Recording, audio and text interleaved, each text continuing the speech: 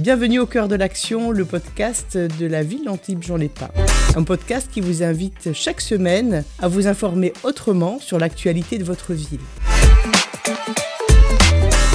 Les résultats de la concertation Antibes 2040 viennent de tomber. Ils permettent de donner le pouls d'Antibes et de ses habitants qui, à 92%, déclarent bien vivre dans leur ville. Leonetti, bonjour. Bonjour. Vous venez de livrer les résultats de la consultation Antibes 2040. Comment est-ce que vous y êtes pris pour sonder la population ? Quand on est élu, on fait partie, entre guillemets, de la démocratie représentative. On représente les citoyens.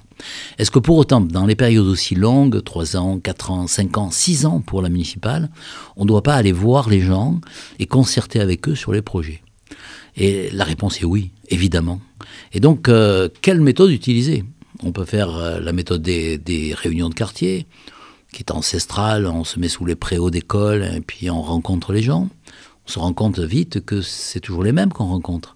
Et que certains ne peuvent pas venir parce que ce n'est pas des horaires qui leur correspondent. Ils ont des enfants, ils ont du travail.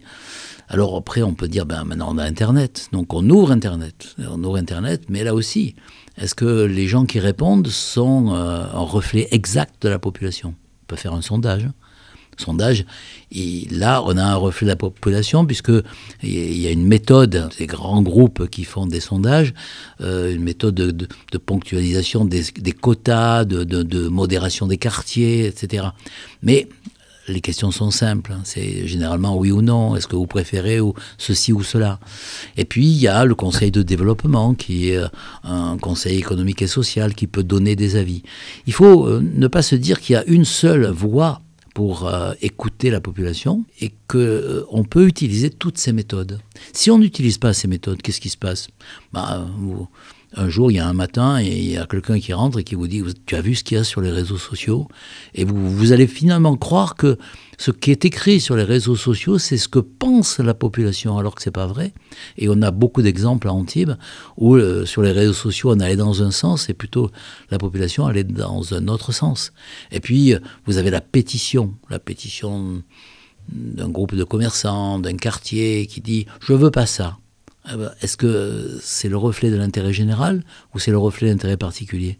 Donc je crois qu'il faut avoir cette concertation apaisée, permanente, avec la population, avec différentes méthodes.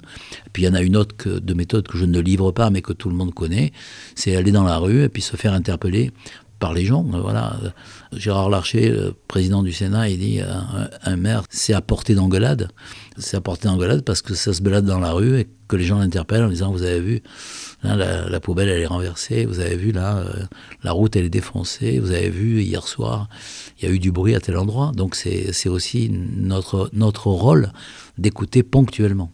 Alors là, vous avez obtenu des statistiques précises et celles qui sautent aux yeux, c'est qu'à 92%, les Antibois vivent bien dans leur ville, sont heureux dans leur ville. C'est 10% au-dessus du taux de satisfaction de la moyenne nationale.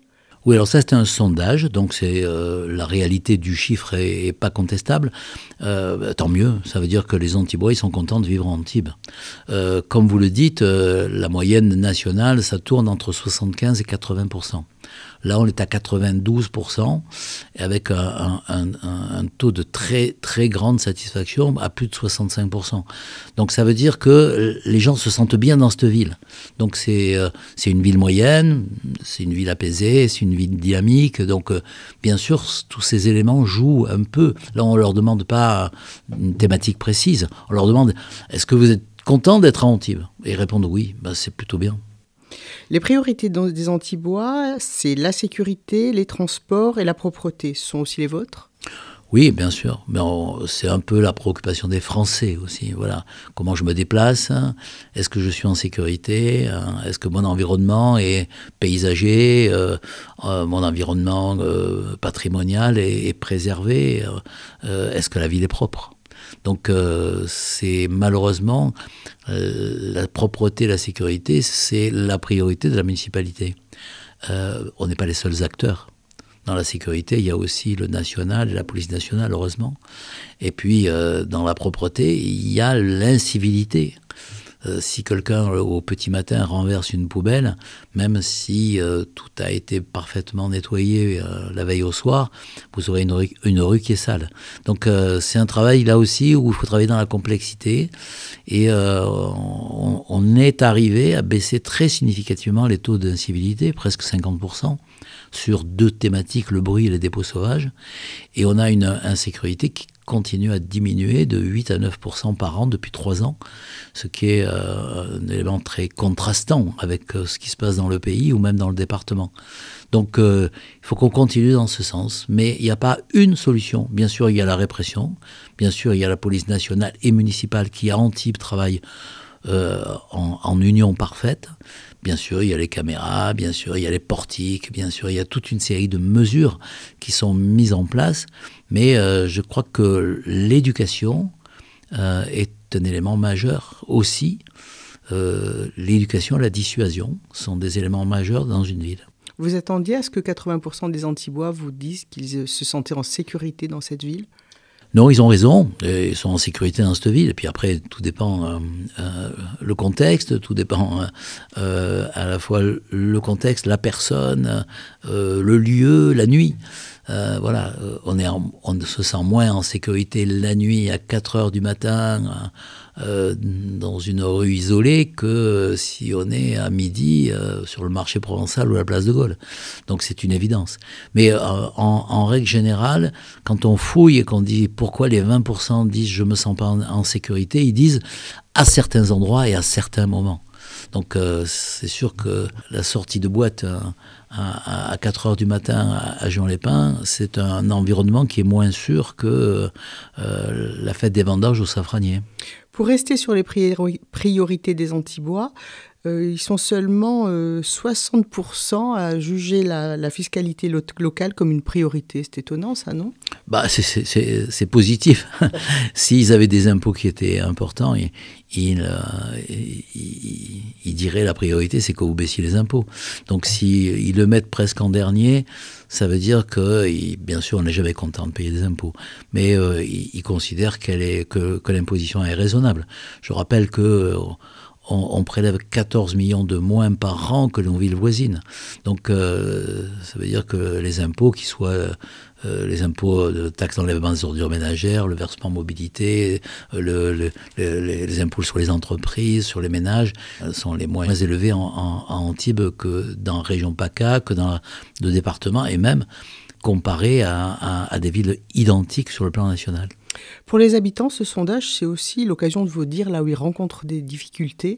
Et apparemment, c'est en matière de logement que c'est compliqué, parce qu'il y a moins de 50% des Antibois qui sont satisfaits de la politique de logement. Alors là, ils ont raison. Il y a une demande de logements sociaux qui sont très importants parce que les gens n'arrivent pas à se loger.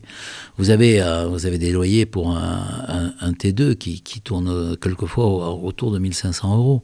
1 500 euros, c'est un salaire. Donc même s'ils vivent en couple avec 2 salaires, il y en a un des deux qui s'en va. Et imaginez la famille monoparentale où il y a une femme avec 2 enfants, comment elle fait pour se loger. Donc il faut qu'on continue à faire une politique de logement social adapté. Je dis adapté, c'est-à-dire on ne les concentre pas tous au même endroit, on les fait sur l'ensemble de la ville.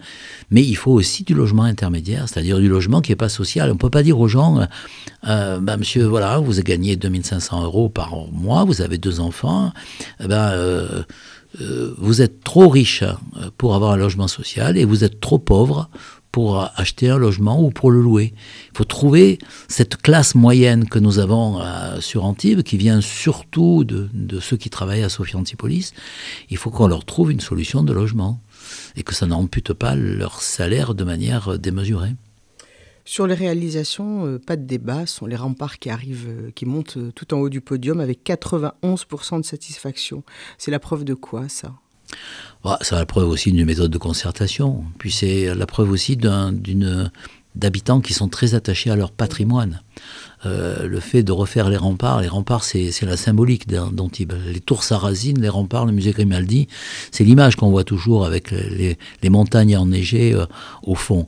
Donc quand on rénove un espace public, et que cet espace public il est accessible à tous, et que de l'enfant jusqu'à la personne âgée, on y trouve son plaisir en promenade et je dirais gratuitement, là, effectivement, on gagne. Mais regardez par exemple, le phare de la Garoupe a connu un succès quand on l'a ouvert de manière importante. Attachement au patrimoine. Le parcours autour du Cap d'Antibes, piéton, a connu aussi un grand succès. Donc, quand on fait, je vais dire des choses qui sont un peu clivantes, mais quand on fait un conservatoire de musique, on fait plaisir à des enfants et c'est indispensable. Et on fait plaisir aux parents de ces enfants. Quand on fait une place publique, on fait plaisir à tout le monde. Et donc, il y a là l'enthousiasme, il se fait effectivement sur les lieux publics accessibles à tous et qui permettent une certaine forme de convivialité. Regardez la fête du safranier, la fête de l'Aioli au safranier samedi. On sentait une chaleur humaine, on sentait la joie, on sentait le partage. Et c'est dans un lieu particulier qui est le safranier, qui est le cœur du cœur dans la ville d'Antibes. Juste derrière les remparts arrive le bus tram avec 88% de satisfaction. Le bus tram, il est propre. Maintenant, le bus tram, il tourne toutes les 10 minutes et le bus tram, il est gratuit. Donc, je veux dire, c'est difficile de faire plus, là. Donc, mais c'est indispensable. Il transporte 11 000 à 12 000 personnes par jour, le bus tram. Donc, ça veut dire que là, on a allégé les embouteillages de manière considérable vers Sophia Antipolis, et puis on a rendu un service aux habitants. Quand on se pose la question de se dire comment je fais, je suis maire d'Antibes, comment je fais pour améliorer le pouvoir d'achat? D'abord, je fais dépenser moins. Si les transports, je les ai gratuits, bien c'est de l'argent en moins que je dépense. Si à la cantine, l'enfant qui a des parents modestes, il paye 1 euro le prix de la cantine, bien ça allège leur portefeuille. Et si la personne âgée, quand elle va au CCAS et qu'on a un portage de repas, c'est à moins de 2 euros, ça permet à des gens de vivre dans des contextes dans lesquels le pouvoir d'achat, c'est une des préoccupations principales de nos concitoyens, on le comprend. Donc ce qui coûte cher, c'est quand même les déplacements, le logement et manger. Voilà. Et puis, il faut qu'on fasse aussi des animations, les déantibulations, le jazz dans la rue, que la fête soit dans la rue.